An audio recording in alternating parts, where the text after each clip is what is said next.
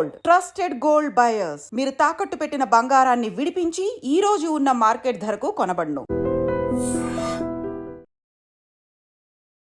నమస్కారం, welcome to I dream. ధర్మ మార్గం విత్ విజిత కార్యక్రమానికి స్వాగతం.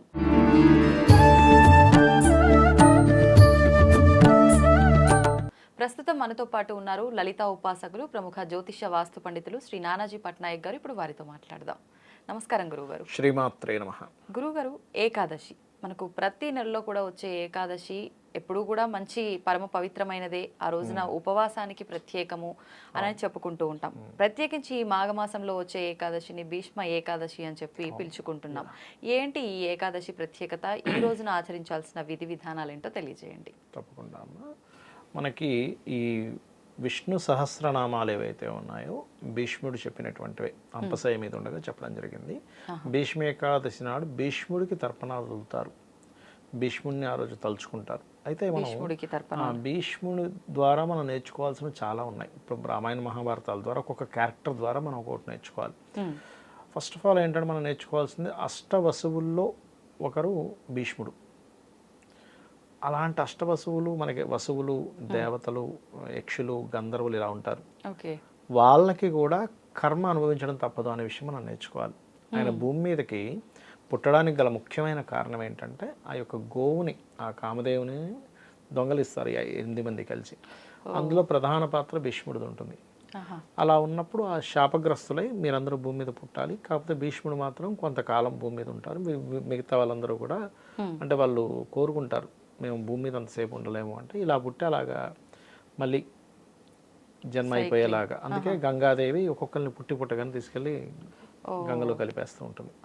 ఆ రకంగా మనకేమనిపిస్తుంది స్టోరీ చూసినప్పుడు, అది ఇదేంటి పుట్టినట్టుగా చేస్తుంది ఏంటి అనుకుంటున్నాను. వాళ్ళ వరం అది యాక్చువల్గా. అది ఓకే. అంటే దీనివల్ల మనం నేర్చుకోవాల్సింది ఏంటంటే, నువ్వు ఎంత గొప్ప వాడివైనా సరే కర్మ వదిలిపెట్టదు. Point number 1. రెండవది, ధర్మంగా ఉండడంలో భీష్ముడికి మించిన వాళ్ళు లేరు. ధర్మరాజు తర్వాత భీష్ముడే. అయితే అదేవిధంగా కొన్ని ఇప్పుడు తండ్రి కోసం త్యాగం చేయడం కానివ్వండి, అలాగే భీష్ముడు తనకి స్వచ్ఛంద మరణం, ఎవరు అతన్ని చంపలేరు, ఎందుకంటే తండ్రి ద్వారా అతను వరాన్ని పొందుతాడు.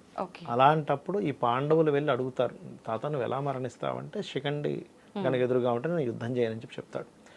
ఇక్కడ ఏంటంటే అంత ధర్మనిరతుడై ఉండి కూడా ఎందుకు మరి ఆయనకి లాస్ట్లో ఎందుకు అలా జరిగింది అంటే, ఎవరి పక్షాన ఉన్నాం ఈజ్ మోస్ట్ ఇంపార్టెంట్. మనం ఎంత పర్ఫెక్ట్గా ఉన్నా మనం ఏ గ్రూప్లో ఉన్నాం, ఇది మనకి మహాభారతం చెప్తుంది.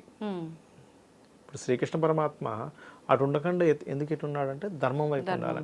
కాకపోతే ఆయనకు తప్పలేదు. భీష్ముడికి ఏంటంటే ఇంకా అక్కడ ఉన్న సిచ్యువేషన్కి అక్కడ తప్పలేదు, ఆయనకి తప్పకుండా ఉండవలసి వచ్చింది. ఆయనకి తెలుసు నేను కరెక్ట్ ప్లేస్లో లేనని. కానీ ఎందుకు అనేటువంటిది అంటే మన భీష్ముడు వల్ల మనం ఇన్ని విషయాలు తెలుసుకోవచ్చు. అయితే భీష్మ ఏకాదశి నాడు మనం ప్రతి ఏకాదశికి విష్ణువుని ఆరాధిస్తాము, ఖచ్చితంగా ఉపవాసం ఉంటాము. ఉపవాసం ద్వారా ఆ యొక్క ఫలితాన్ని విష్ణువు తీసుకొని మనకి మోక్షాన్ని, అదేవిధంగా పాపాన్ని దగ్ధం చేస్తాడు, మనల్ని పాపరహితుల్ని చేస్తాడు అనేటువంటిది మనకి శాస్త్రాల్లో ఉన్నటువంటిది. భీష్ముడిని మనం గనక ఆ రోజు భీష్ముడిని తలుచుకోవడం, ఓం భీష్మాయ నమః అనేటువంటి జపం చేయడము, లేకపోతే భీష్ముడి పేరు మీద మనం ఏదైనా స్వయంపాకం ఇవ్వడము, తిరోధకాలు వదలడము. అంటే మనకి స్వయంపాకం అంటే బియ్యము, 2 రకాల కూరగాయలు, పప్పు, ఉప్పు ఇవ్వడం, ఇవి చేయడము. ఆ రోజు వదలడం, తర్పణాలు వదలడం కనుక చేసినట్లయితే ముఖ్యంగా వంశ అభివృద్ధి ఉంటుంది అంటూ ఉంటారు. వంశాభివృద్ధి ఉండడము, అదేవిధంగా మనకి అకాల మృత్యు దోషాలు, ఆయుష్ గండాలు ఉంటాయి కొన్ని. మనకి జన్మజాతకంలో అష్టమ స్థానం పాడైంది అనుకోండి, అష్టమ స్థానము 3వ స్థానము అంటారు. అంటే ఎవరికైనా సరే ఇప్పుడు మరణం రావాలనుకోండి, ఎట్ ఏ టైం ఒకటేసారి ఒక 4-5 పాయింట్స్ కదలాలి. అంటే అష్టమము, తృతీయము, మారక బాధక స్థానాలు అంటారు. అంటే 2 and 7 అండ్ బాధక స్థానం. ఇవన్నీ దశ, భుక్తి, అంతరాలు, ప్రత్యంతరము ఈ కాంబినేషన్స్లో వస్తూ దాని గోచారం వస్తుంది. ఆ టైంలో మనిషి సడన్గా తన యొక్క శరీరాన్ని వదిలేయడం ఇట్లాంటివి జరుగుతుంటాయి. అటువంటివి ఏవైనా సరే వాళ్ళకి ఆకస్మికంగా అపమృత్యు దోషాలు ఉన్నా సరే భీష్ముడిని కనుక తలుచుకున్నట్లయితే వాటికి సంబంధించిన దోషాలు. అయితే ముఖ్యంగా మనం ఎంతసేపు ఇది తలుచుకుంటే ఈ ఫలితం వస్తుందనేది పక్కకు పెడితే అసలు భీష్ముడి యొక్క క్యారెక్టర్ ఏంటి, ఎంత నిజాయితీగా ఉన్నాడు, తండ్రి కోసం ఎంత త్యాగం చేశాడు, ఇవి మనం ఫస్ట్ తెలుసుకోవాలి భీష్ముడి ద్వారా కనుక చూసుకున్నట్లయితే. అలాగే మరొక విషయం ఏంటంటే, ఎప్పుడైనా సరే ఏకాదశి వచ్చినప్పుడు ఒకటే గుర్తుపెట్టుకోండి, వీలైనంత మట్టుకు మీకు శక్తి ఉంటే ఖచ్చితంగా ఉపవాసం ఉండాలి. అంటే ఎంతసేపు ఉండగలిగితే అంతసేపు ఉండి తర్వాత శాస్త్రంలో చెప్పినటువంటిది 8 యామములు. ఒక యామం 3 గంటలు, 8 3 24 గంటలు శాస్త్రంలో చెప్పారు. డే చెప్పారు. అందరూ ఏమంటారంటే లేదు ఉపవాసం అంటే కేవలం దేవుడికి దగ్గరగా ఉండడం. అది కూడా అంటే దేవుడికి దగ్గరగా ఉంటూ నిద్రాహారాలను మర్చిపోతున్నాం. అవును. ఇందులో నిర్జల ఉపవాసం అని అంటారు. అసలు జలం కూడా ముట్టుకోరు కొంతమంది. కానీ ఇది ఎవరికి ఏకాదశి రోజు కూడా చేస్తారా? చేస్తారు, నిర్జల ఉపవాసాలు చేస్తారు. కొంత శక్తి ఉండాలి దానికి. అంటే మీకు ఉండేటువంటి అనుష్ఠాన బలం ఎంత ఉంటే అంతకాలం ఉండగలుగుతారు. కొంతమంది ఉంటారు మీకు ఎన్ని రోజులైనా ఫుడ్ తినకుండా ఉండేవాళ్ళు ఉంటారు, సూర్య ఉపాసన చేసేవాళ్ళు అట్లా. అదేంటంటే మీరు ఫస్ట్ మీరు వేరు. ఇప్పుడు మనకి శ్రీకృష్ణ పరమాత్మ భగవద్గీతలో అదే చెప్తాడు కదా, ఈ శరీరం వేరు, నువ్వు వేరు, నువ్వు ఆత్మస్వరూపుడివి అనేటువంటిది నీ నువ్వు కనుక గుర్తుపట్టగలిగితే ఇంకా నీకే ప్రాబ్లం ఉండదు. అంటే ఏదైనా వచ్చినా ఈ శరీరానికి వస్తుంది, నాకు కాదు అనేటువంటి ఫీలింగ్ రావాలి. అలా ఆ శరీరానికి వస్తుంది. ఆ శరీరం ద్వారా అంటే మనం ఏకాదశి రోజు చేసేటప్పుడు మనం ముఖ్యంగా చేయవలసింది ఏంటంటే, ఒకటి భగవద్గీత వింటుండాలి, విష్ణు సహస్రనామాలు వింటుండాలి, భగవద్గీతలో ఉన్నటువంటి సారాంశం అర్థం చేసుకుంటూ ఉండాలి. ఇదేమిటి అంటే మనకందరికీ ఉండే ప్రాబ్లమ్స్ ఏంటి, నాకు అయ్యో ఇది నాకు రావట్లేదు, నాకు బర్డెన్ అయిపోతుంది, ఇవే కదా మెయిన్గా. అవన్నీ కూడా ఏంటంటే ఈ ఆత్మకంటవు ఈ శరీరం ద్వారా జరుగుతున్నాయి. ఈ శరీరంతో మనం కర్మం చేస్తున్నాం అంతే. కర్మం చేయకుండా ఉండకూడదు కాదు, కర్మలు చేయాలి. కానీ శరీరంతో చేస్తున్నాం, దానికి అంటకుండా ఉంటున్నాం అనేటువంటిది స్పృహతో ఉండాలని చెప్తూ ఉంటాను.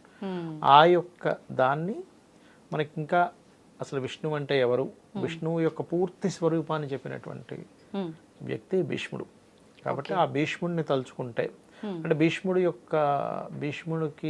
యొక్క అనుగ్రహం మనకు కావాలి అంటే విష్ణు సహస్రనామాల యొక్క శ్రవణం పఠనం చేయడం ద్వారా. అంటే ఒక చూడండి మనకి ఇళ్లలో కూడా పెద్దవాళ్ళు ఎవరైనా ఒక మాట చెప్పారు కూడా, అది మనం పాటిస్తే వాళ్ళ పెద్దవాళ్ళు ఎలా ఆనందిస్తారో, విష్ణు యొక్క తత్వాన్ని విష్ణు సహస్రనామాలు వింటూ చదువుతూ మనం విష్ణువు యొక్క తత్వాన్ని అర్థం చేసుకోవాలి. ఇక్కడ విష్ణు సహస్రనామాలు చదవడం అంటే కేవలం చదువుకుంటూ వెళ్ళిపోవడం కాదు. విష్ణువు అంటే ఏమిటి అంటే మనకి సృష్టి స్థితి లయ, స్థితి కారకుడు. ఇక్కడ జరుగుతున్న ప్రతి సంఘటన ప్రతి మూమెంట్కి విష్ణువే కారకుడు అనేటువంటి ఒక భావనతో అలా విష్ణువు అది దైవ సంకల్పము, దైవ సంబంధంగా ప్రతిదీ నడుస్తుంది అన్నప్పుడు మీరు దాన్ని రెస్పెక్ట్ చేస్తారు. ఇప్పుడు చిన్న ఎగ్జాంపుల్ అంటే ఎట్లా అంటే చిన్న ఎగ్జాంపుల్ చెప్తా చూడండి. ఇప్పుడు భగవంతుడు సడన్గా ప్రత్యక్షమయ్యాడు. ప్రత్యక్షమై ఇప్పుడు నువ్వు ఒక టీ తాగుతున్నావు. ఆ టీ తాగడం ఏదైతే ఉందో ఆ మంట వేడిగా రావడానికి కానీ, అది బాయిల్ అవ్వడానికి కానీ, ఆ టీ పండడానికి వీటన్నిటికీ నేనే కారకుండా అని స్పష్టంగా చెప్పి ఇది నీకు రావడానికి కూడా నేనే కారకుండా అన్నప్పుడు మీరు దాన్ని ఎట్లా చూస్తారు? ఆ టీని చాలా పవిత్రంగా, చాలా వాల్యుబుల్గా చూస్తారు. కానీ యాక్చువల్గా నిజంగా జరిగేది అదే. టీ దగ్గర నుంచి ప్రతిదీ కదలడానికి విష్ణు కారకుడు, ఆయన సృష్టి. ఇది నేను చేస్తున్నాను అంటే నిజంగా అది. కానీ అది నిజము అనేటువంటిది మనం అర్థం చేసుకొని ఆ లైఫ్లో అట్లా గనక వెళ్ళగలిగితే బ్యూటిఫుల్గా ఉంటుంది లైఫ్.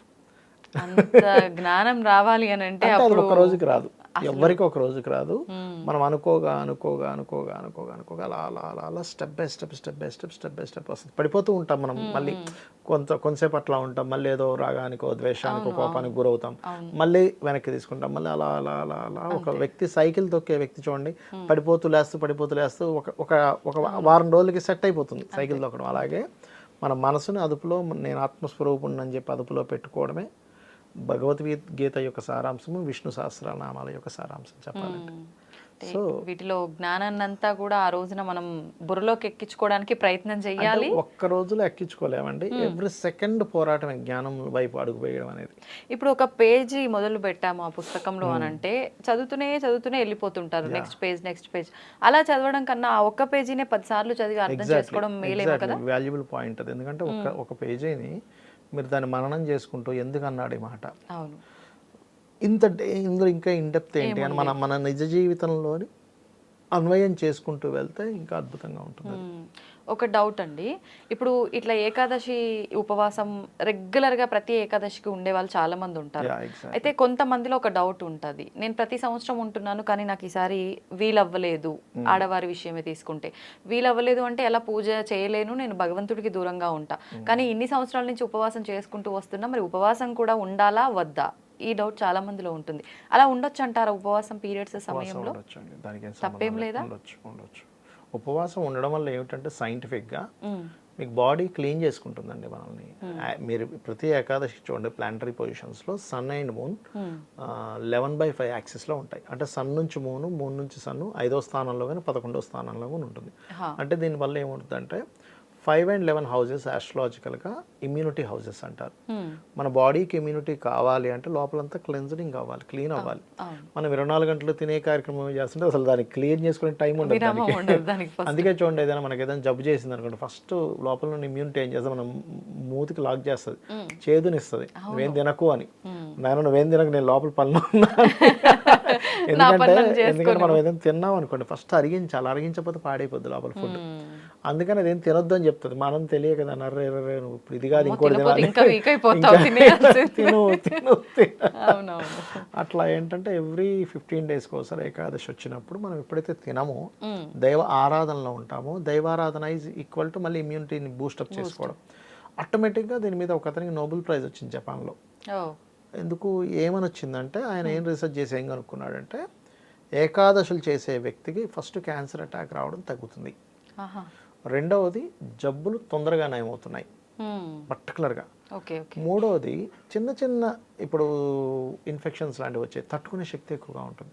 సో ఈ 3 చాలా బాగా ఉంటున్నాయని చెప్పి ఆయన చాలా అంశాలు చెప్పాడు, బట్ నేను మేజర్గా చెప్పాను అందరూ. ఓకే మొత్తానికి ఖచ్చితంగా ఏకాదశి ఉపవాసం హెల్త్కి చాలా మంచిది, ఉండగలిగిన వాళ్ళు ఉండటమే ఉత్తమం.